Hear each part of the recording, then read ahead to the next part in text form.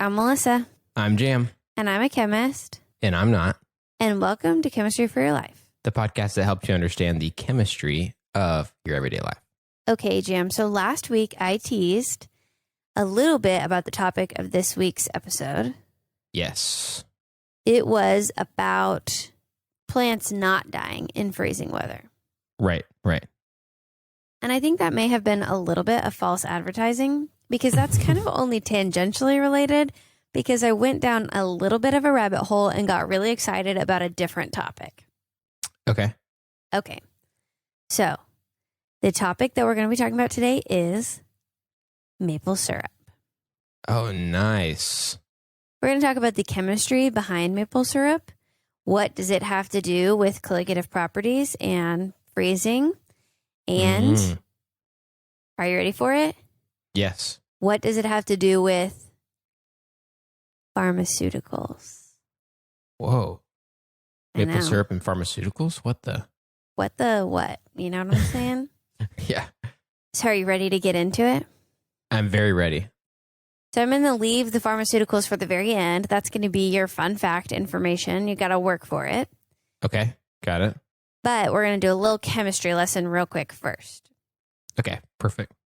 Okay, so last week we talked about how water freezes at 32 degrees Fahrenheit and it expands when it freezes.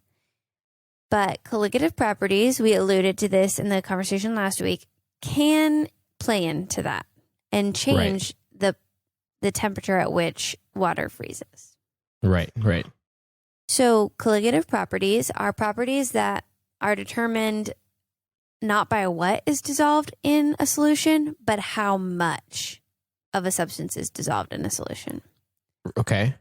So there are some properties that will be affected no matter what you dissolve in it. It's just affected by the amount. Okay. Okay, so we talked about that with boiling point elevation with the episode about why your pot never boils. Right. And if you add salt or sugar or probably even like sand, as long as you can get it in the solution, it will make the temperature at which your water boils increase. Right. The opposite thing happens for freezing. It makes the temperature at which your water or other substance freezes goes down. Right. Which is why when we talked about this before, but like putting salt on the roads, that came up in either an episode or Q&R or something like that in the past. Yes. So you can put salt on roads, but you could also, we talked about you could sugar roads. And Stephen H. wrote in with an article about trying to sugar roads, I think in Switzerland, maybe? Yeah, something like that. Yeah. So that's a freezing point depression is what's that called. So you've got boiling point elevation and freezing point depression. Meaning the boiling point goes higher because of the colligative properties of whatever's in it. Mm-hmm. And the freezing point goes lower because of whatever's. Okay. Yes. So that's an overview of colligative properties. That is something that we teach in general chemistry. The science behind why the boiling point goes up and the freezing point goes down is a little bit more complicated. We went into that more in the episode about your water pot boiling. But I think because we have so much else to cover today, we're not going to go back over why it changes the freezing point too much. Okay. So you are still getting, that still counts as a full-blown chemistry lesson for a general chemistry level. You're not getting cheated out of a good lesson or anything. That is still the lesson. That's a full lesson in and of itself. The reasons of why don't usually even get talked about until physical chemistry when you're in a chemistry program or whatever. So that's way later on in the program. Okay. So that is a quick review of colligative properties. So what do you think all of that could possibly have to do with our topic of maple syrup and plants not dying in the freeze? Take a minute, think about it, see what you can come up with.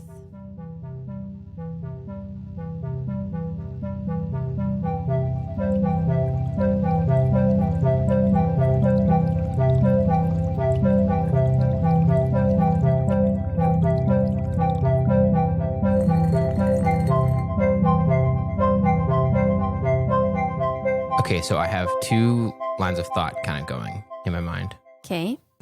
the first is that when it's sap in the tree, the maple syrup is in the tree still as sap, that it's got maybe a makeup to it that has, like, we know it's sweet, and so maybe it has some sugar type molecules that have those colligative properties to it, Right.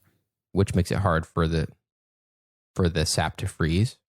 But then I also thought, if I don't really know how sap is like stored in trees and how that works, but I wondered if maybe just the fact that there's lots of sap mixed in with the fact that all trees have lots of water in them, that maybe just its presence,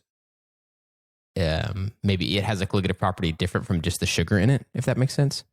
And it's everywhere in the tree, so maybe that helps keep the water's freezing point depressed.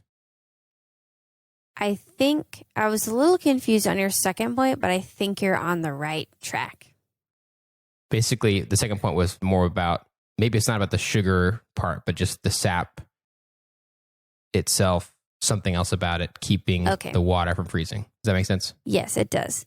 So the sap, I think, is the primary form of water in trees in the winter. So I don't think there's a lot of other water in the trees. Okay, gotcha. Interesting. So, and the sap seems to be the liquid that moves around in these systems in the trees that move nutrients back and forth. So I think that thought process was really good. I think that was a really very, very close, maybe not 100% technically accurate, but very close to what's actually going on in the tree. So that's exciting. Good job. So the sap seems to be present. It was hard for me to nail down a scientific source that outright said this. There was a lot of sources that didn't cite anything, and then a scientific source alluded to this. So my assumption is that the sap primarily exists to transport nutrients to the tree, different areas of the tree, sort of like our blood. The sap seems to be the blood of the tree, moving things around in it. Okay, got it. And a lot of plain water is stored in leaves, but those fall off in the autumn. So there's not a lot of pure water that I'm aware of in the tree come winter. Got it. Okay. That would not have crossed my mind about just the sap being the water, basically, like being its way of doing that. I don't know why I didn't know that, if I just forgot that, or if I've never learned that before, but that's cool. That's my understanding. I could be wrong on that, but my understanding is the sap is the primary form of water in the tree, because sap is made up of almost all water, but dissolved in that water, there's sugar. There's actually some salts, like potassium is present in tree sap. And there's something else called polyphenols, which is a big chemistry word, but it just means a special type of molecule. It's sort of like how we've talked about how there's, quote, classes of molecules before. Yeah. So it's kind of like a class, like a group of molecules known as polyphenols that have sort of similar properties. And they're found in a lot of different plants as a nutrient. Okay.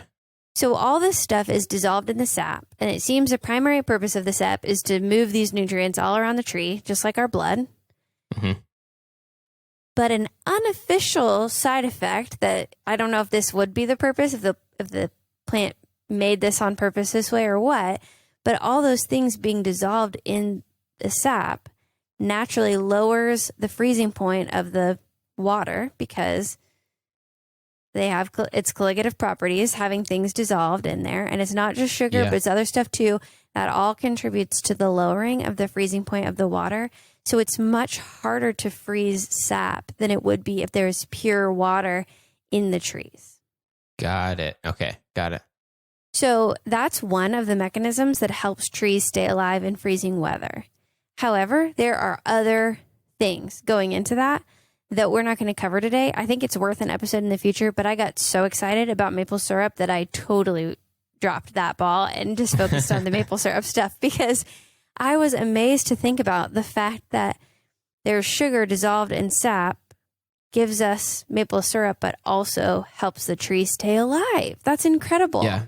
I would not have thought of that as being like such a key part of trees like survival. I just think things like that I usually assume, I guess, are just these weird byproducts. Like, oh yeah, this tree makes this weird juice that it's great on pancakes. But Right. it's just like I never would have thought about that. Yeah, isn't that so cool? It totally derailed me away from doing the whole lesson on how trees stay alive in the winter and moved me into all of the chemistry of maple syrup. And it was a rewarding rabbit hole, and I'm really glad we went down it. Dude, that's awesome. So that's kind of how colligative properties play into trees not dying. There's other stuff that goes on. I read about cell hardening and a few other things that we'll definitely talk about. But colligative properties are definitely part of it, and sap is definitely part of it. And I do want to say real quick before we move into more of the maple syrup area that the idea of colligative properties isn't necessarily, just in case we kind of were using the term a little loosey-goosey, it's not that sugar or salt or phenols have colligative properties in and of themselves. Colligative properties are just dependent on how much of something is dissolved in a solution. So it's not like salt has colligative properties. It's the idea of freezing point depression is a colligative property based on the amount of something dissolved in it. Got it. If that makes sense. Because usually we don't talk about phenomenon like that, like the actual idea of it lowering or increasing being the property. We think of property as, oh, this item has this property, kind of. So it's kind of a weird way of thinking about it. Yeah, yeah. So that's it on colligative properties. I'm putting a little bow on that. Okay. Now let's talk about how we turn maple sap into syrup and what the chemistry is behind that. Okay, sweet. So maple sap has all these nutrients already in it. And you take about 40 liters of maple sap and you have to boil that down until it gets to about 1 liter, and that's maple syrup. Oh, wow. That's a Very big concentrated. ratio, very concentrated. Yeah. The Dang. kind of cool thing in that is because colligative properties are all about what's dissolved and the concentration, how much of something is dissolved in a solution. As it gets more and more concentrated, the proportion of dissolved stuff goes up, and the boiling point of maple sap is much, much lower than the boiling point of maple syrup. Oh, okay, gotcha. Sorry, for a second I just heard it backward, and I was like, it wouldn't be lower, it'd be higher. But Maple sap is lower than maple syrup. Yeah. So you see the boiling point elevation. So that's another colligative property that goes into play as we're seeing maple syrup. So there's chemistry all around. Yeah, interesting.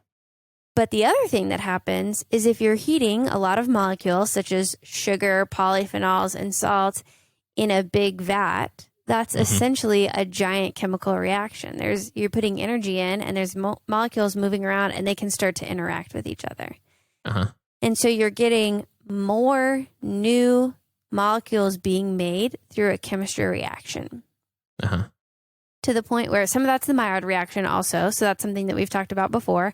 There are other side products that will form that as things collide and there's heat being put in, new molecules will form to the point where one professor who studies the chemistry of maple syrup, Dr. Navindra Seeram, he and his graduate students have identified 60 molecules, 60 separate molecules that are present in maple syrup, the final product. Whoa. Isn't that so much cool? more complicated than I would have expected. Yeah. I know. It's not just this is really concentrated sugar. This is sugar with polyphenols that already existed, polyphenols that exist after the reaction happens. There's salts present. There's all kinds of stuff going on in maple syrup that's so much more than just sugar water, which is kind of what I thought it was. Yeah. And those reactions and those molecules that are formed help give maple syrup its special distinctive flavor that we all recognize as real maple syrup, not the pancake syrup that's on the shelves, but real maple syrup that comes from maple sap boiled down.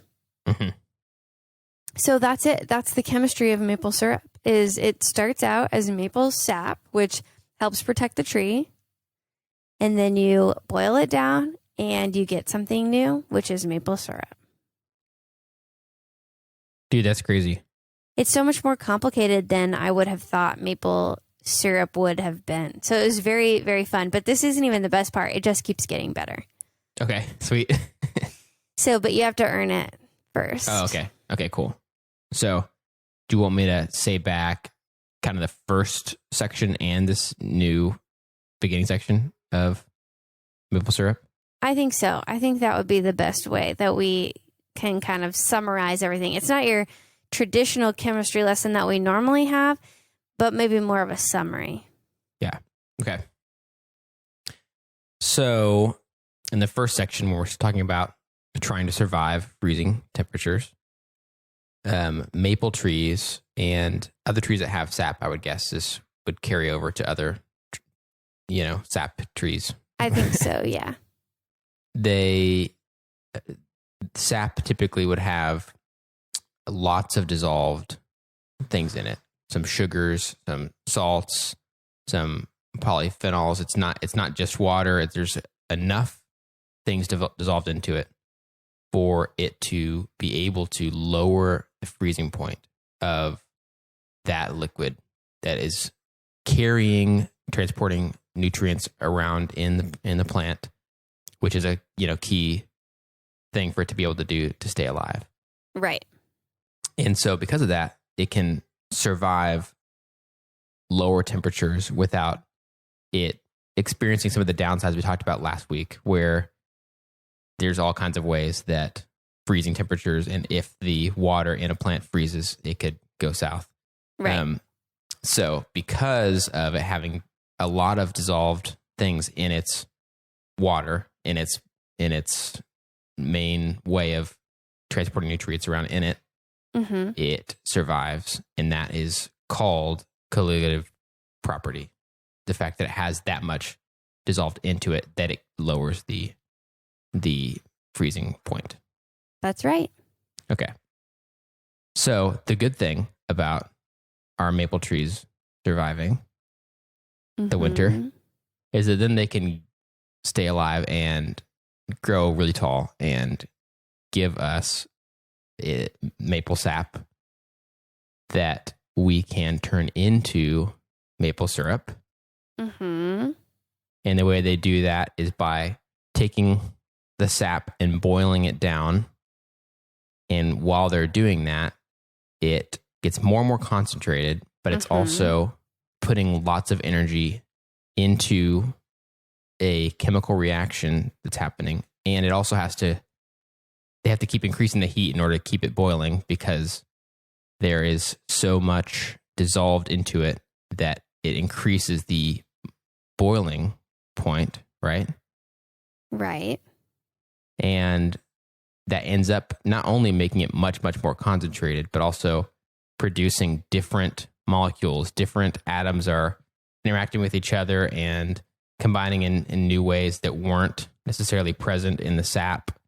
And the end product we have is a much more concentrated, but also much more complex and diverse concoction of molecules. That's right. And it tastes good. And it tastes really good, which is really nice.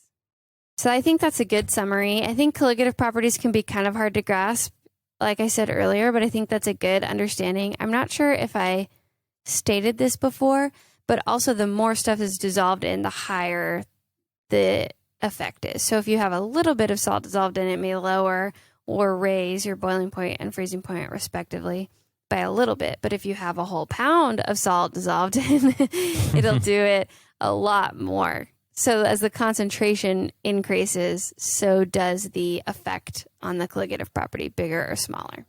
Got it. So that's a little bit about the colligative properties. I think your explanation was great, and I'm really excited about this next part. So excellent. In this interview that I listened to with Dr. Navindra Seeram, he talked a lot about how he and his graduate students isolate some of those polyphenols that are present in maple syrup, and how they looked into some of their effectiveness on different things. For his lab specifically, they looked at how maple syrup extract, which is not just the sugary maple syrup by itself, but extracting those polyphenols primarily, Mm-hmm. can impact inflammation. And they've done studies in animals, not on humans, on how it affects inflammation with regards to Alzheimer's. And it also has some anti-cancer properties. There's something in maple syrup extract that's very similar to a breast cancer drug. Wow. And another group that this was published in a journal from the American Chemical Society found, this is very cool and I'm very excited about it, that maple syrup can aid in the effectiveness of antibiotics. Whoa.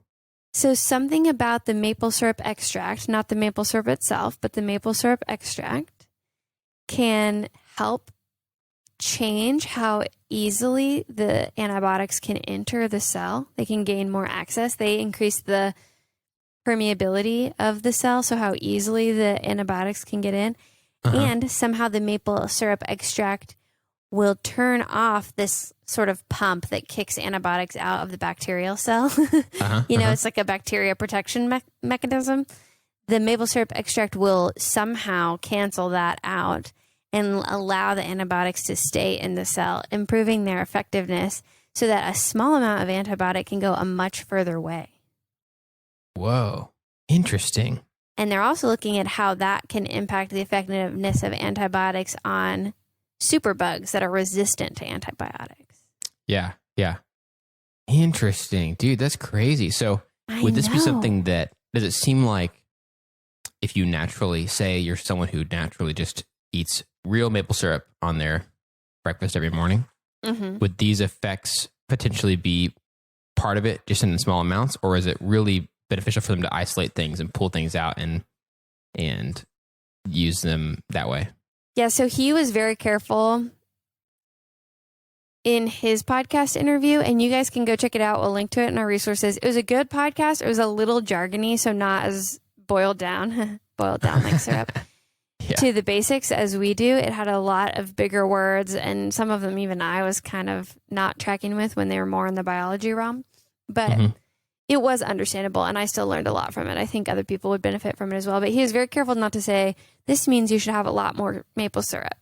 He said, probably if you're going to have a sweetener of some kind, maple syrup would be a better option for you than corn syrup because it has these additional nutrients. But I think what's hard is the extract has shown these properties. So I wonder if the sugar has so much bad for you properties that there being some good properties doesn't really cancel out. So you shouldn't have a ton of maple syrup, but if you're going to have something sweetened, maybe having those natural polyphenols present is better than having no polyphenols present. But he was very careful to give any advice on eating more maple syrup or anything like that. He is not a medical professional. It's just, hey, we found that in maple syrup, there are things that are good for your body. Yeah. However, it's still sugar. That sort of seemed to be the message he gave us. Yeah. Which I've heard that before, where people like start to talk about like this sugar or that sugar, like cane sugar versus high fructose corn syrup. It's like at the end of the day, though, if you're ingesting a lot of sugar, that's not good. Doesn't matter which kind. It's not. It's not like one of them is great for you. It has no negatives or something like that. Right. So there's still the negatives of the sugar in there, but it comes with positives as well, where there's some that don't have any positive. It's just pure sugar and none of these additional compounds. Dude, that is so cool. I'm going to have to once we finish this, send this to one of my old college roommates is from Vermont and we lived together for 2 years, and he loves real maple syrup and wouldn't even touch fake stuff. I'm like just so disgusted by it. And his parents would always send him like care packages, and most of the time it'd be like some real legit local like maple syrup. How delightful. Also like maple candies and stuff. Sometimes he'd give us some. And so I cannot think of like real legit maple syrup without thinking of him. So he's going to be glad to find out there's all these potential cool other things about maple syrup more than just its taste. Right. And part of why they started to look into this was actually because indigenous people who are native to that part of the world, similarly to your friend, although much, much preceding him, used maple syrup and its extract and stuff as medicine. So again, we're seeing the modern look, the Western chemistry look at something that has been around a long, long time before our traditional sciences were even developed. So that's pretty cool too, that we're learning the chemistry now behind things that were already existing, like when we found the lemongrass braids worn by Native people in America and Canada. So that's really, really cool. Yeah. Dude, that's awesome.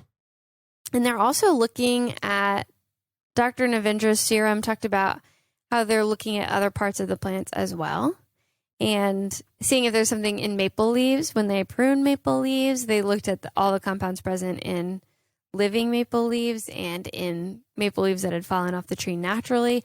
So there's other avenues to see what natural products are present in these trees that could provide an avenue to medicine. Wow. Dude, that's cool.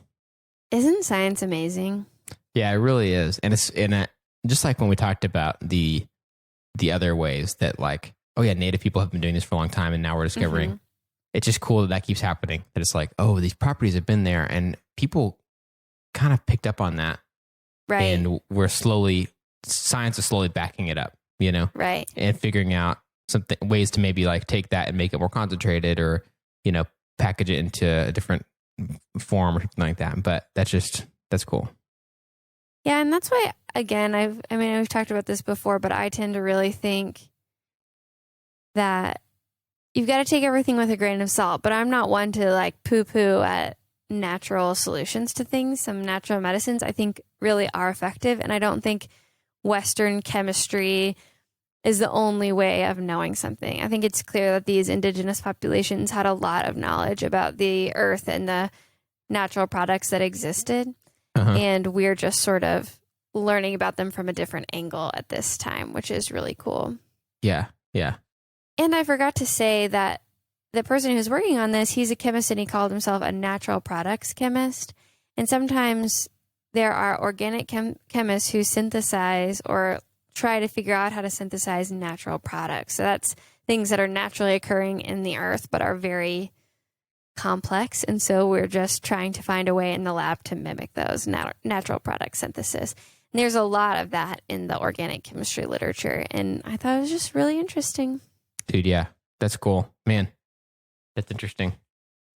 And he talked about all the techniques they use to extract the polyphenols from the maple syrup. It was really fun to listen to that. And even if you've just taken a very introductory organic chemistry course, you've done a lot of those same techniques that they're using in this high level lab. So if you're an organic chemistry student listening to this, definitely go check out this podcast. It was on foodie pharmacology. And I think if you just Google maple syrup chemistry podcast, it should come up.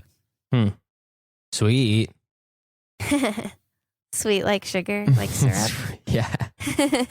Is it time to talk about some sweet stuff that's happened during our weeks? It is time to talk about that. So, Jam, do you want to share something good from your week? Sure. It's a small one, but in the saga of house-related things that have been pretty much most of my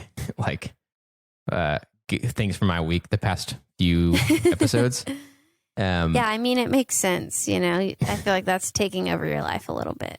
Yeah, it really is. I'm ready for it to not be taking over my life. But we just finished the two projects that we had going on were just new flooring and painting everywhere. And because that finished this past week, that's cool on its own right. But we were finally able to set up some rooms that we weren't really able to set up, including the room I'm in right now, which is going to be a study for the foreseeable future. And will mean that I have a desk in a room that has a door that closes, which I have not had for like years.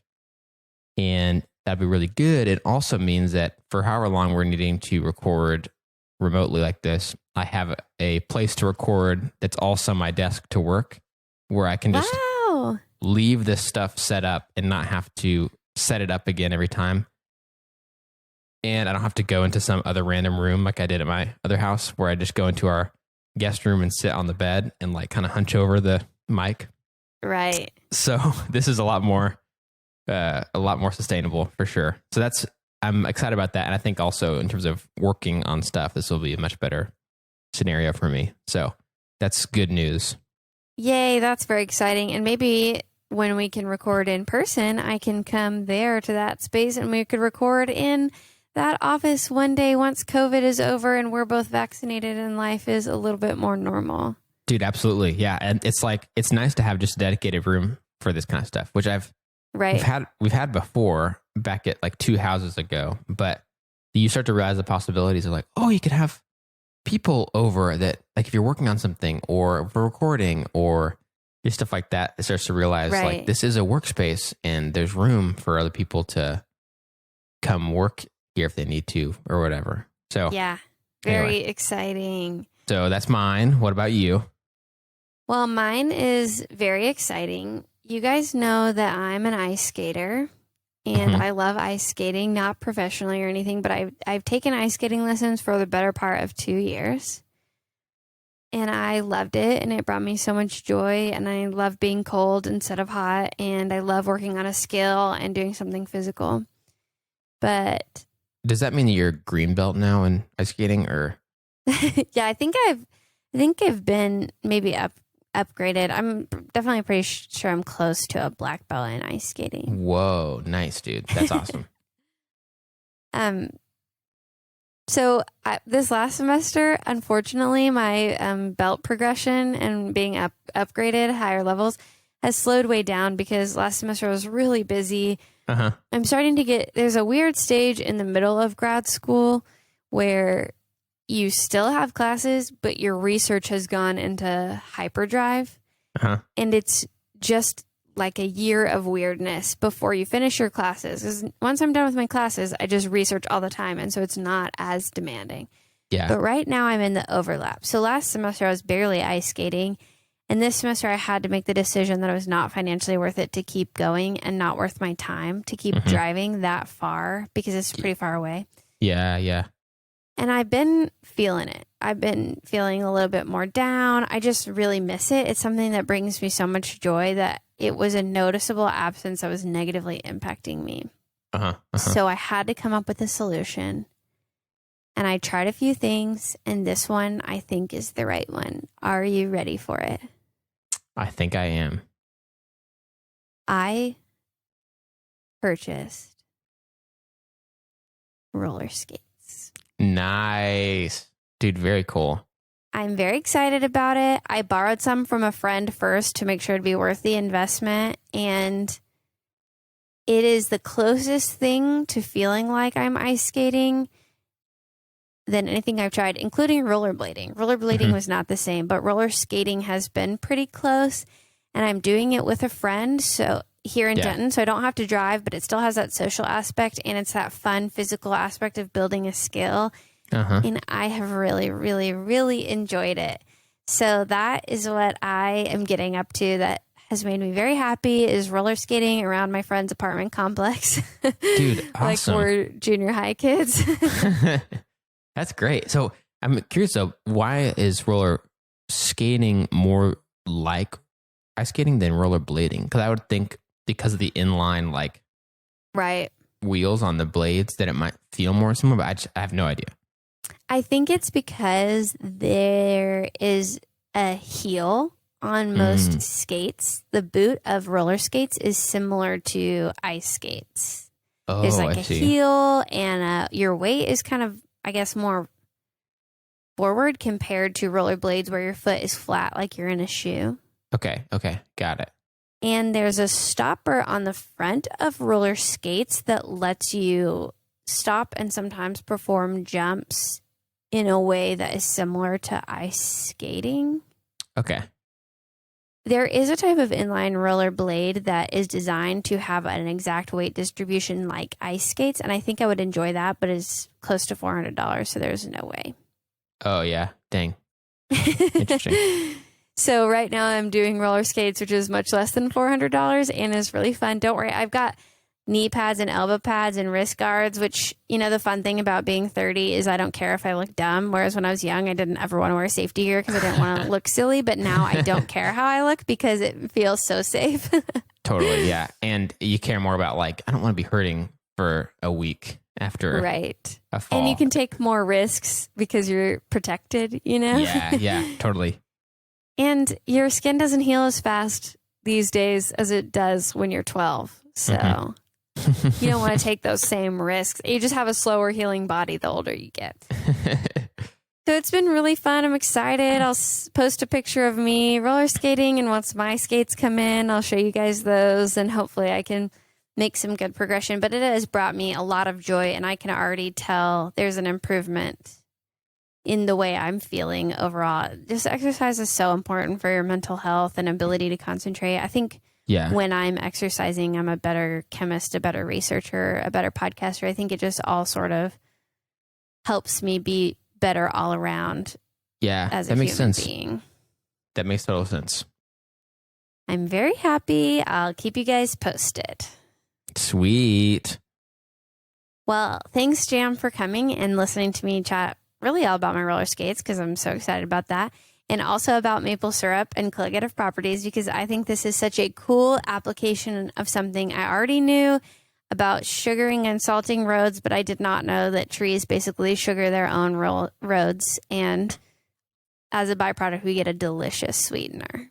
Dude, yeah, that's awesome. Thank you for teaching us all about that. And Melissa and I have a lot of ideas for topics of chemistry in everyday life, but we want to hear from you. So the best ideas and best questions come from you guys. So don't hesitate to reach out to us on Gmail, Twitter, Instagram, or Facebook at Chem for Your Life. That's Chem, FOR, Your Life, to share your thoughts and ideas. If you'd like to help us keep our show going and contribute to cover the cost of making it, go to ko-fi.com/Chem for Your Life and donate the cost of a cup of coffee. If you're not able to donate, you can still help us by subscribing on your favorite podcast app and rating and writing a review on Apple Podcasts. That also helps us to share chemistry with even more people. This episode of Chemistry for Your Life was created by Melissa Collini and Jerem Robinson. References for this episode can be found in our show notes or on our website. Jerem Robinson is our producer, and we'd like to give a special thanks to A. Kiwasong and S. Navarro, who reviewed this episode.